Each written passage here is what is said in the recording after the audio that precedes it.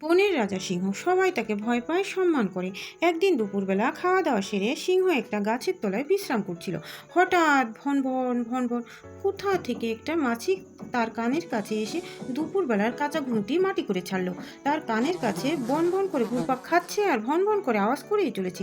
বিরক্ত হয়ে সিংহ তার বিশাল থাবা তুলে মাছিটাকে ধরে ফেলতে গেল, কিন্তু ধরতে পারলে তো। একটু পরেই আবার মাছিটা বন বন করে ঘুরপাক খাচ্ছে আর ভন ভন করে আওয়াজ করছে কানের কাছে। সিংহ রাগে দিশেহারা হয়ে উঠল, চেঁচিয়ে, তবে রে হতচ্ছাড়া পাজি, দূর হবি তো নইলে তো একদিন আর আমার যতদিন লাগে। বলল মাছি, ছি ছি ছি বনের রাজা, আপনি পশুদের মাথার মণি, তার মুখে গালমন্দ লজ্জার কথা। এবার সিংহ রাগে আগুন হয়ে গেল। একে তো আমার আরামের ঘুমটা দফা রফা করলি, তার উপরে মুখে মুখে কথা, মুখ সামলা, এখনো বলছি নইলে। বাধা দিয়ে মাছি আস্পর্ধা দেখিয়ে বললে, নইলে কি? মুখ না সামলালে করবেন কি কাজকলাটা? ভাবছেন আমি আপনার ভয়ে ঘাবড়ে যাব? নিন, আপনাকে চ্যালেঞ্জ করলাম, লড়াই করুন, আমার সাথে লড়বেন? আসুন, সাহস থাকলে আসুন। সিংহ তখন রাগে দিশেহারা হয়ে থাবা তুলল, মাছিটাকে ধরে ফেলতে চাইল, কিন্তু মাছি ধরা কি এত সহজ? সে গেল ফ্রুত করে পালিয়ে। কানটাকে রেহাই দিয়ে এবার এসে বসলো নাকের ডগায়। আবার একবার রাগে সিংহ থাবা চালালো। মাছি তো হাওয়া মাঝখানে সিংহের কানের মতো নাকটারও দুর্দশা হলো।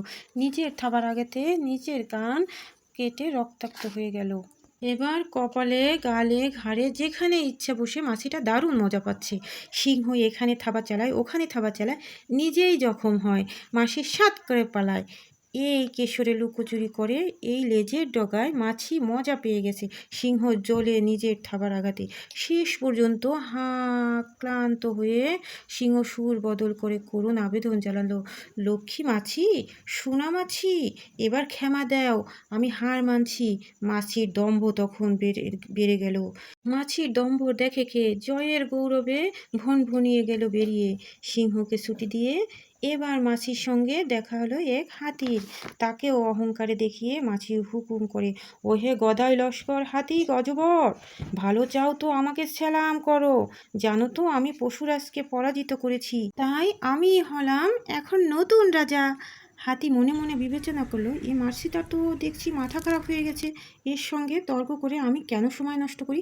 মাছিটাকে কাটাবার জন্য সুর তুলে হাতি দিল একটা ছ্যালাম ঠুকে। একটা শিয়াল কিছু দূরে দাঁড়িয়ে পুরো ব্যাপারটা মনোযোগ সহকারে দেখছিল, তার চতুর হাসি হাসছিল। মাছি এবার ধরল গিয়ে শিয়ালটাকে, এই ছোট লোক শিয়াল বেটা, আমি কে জানিস সেটা? বনের রাজা সিংহ ও বিশাল হাতিকে হারিয়ে দিয়েছি আমি। ভালো চাস তো এক্ষুনি আমাকে ছ্যালাম ঠুকে দে। শিয়াল মুখটা খুব কাচুমাচু করে মাছিকে ছ্যালাম করে নরম সুরে বলল, হে মহাপ্রভু মাছি, আপনাকে একটা কেন 100টা ছ্যালাম।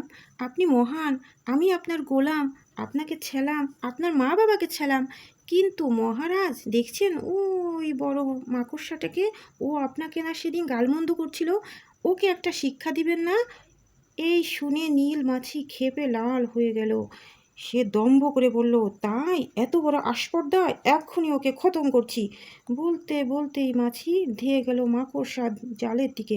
হায়, মাকড়সার লাল মাখানো জালে মাছি গেল আটকে। তারপর কত বনবন, কত ভনভন, সবই অরণ্য রোদন।